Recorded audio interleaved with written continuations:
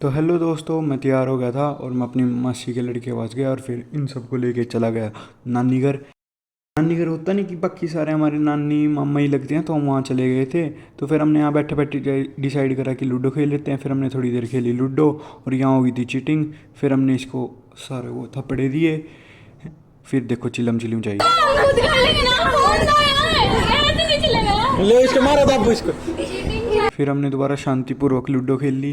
फिर मैं और ओम चले गए थे सामान लेने। तो हमने यहाँ समोसे और कोल्ड ड्रिंक ले ली थी और घर आके बड़े अच्छे से हमने ही वो समोसे और कोल्ड ड्रिंक खा लिए। फिर हमने सोचा हम यहाँ से चलते हैं घर, क्योंकि मम्मी और मासी भी आ गई थे यहाँ पे। फिर हम घर चले गए। घर आके हमने देखा कि कमरे में बहुत भीड़ है। फिर हम दूसरे कमरे में जाके बैठ गए थे। फिर हमने थोड़ी देर यहाँ सोची कि ताश खेल लेते हैं।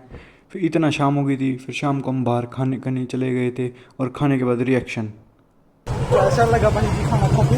बेकार गाल लग रहा मेरे मुंह पे निशान है। फिर हमने सोचा कि हम कहीं और चले जाते हैं खाने। फिर हम कार में एक दूसरे को धक्के मुक्के बिठा के घुसाया।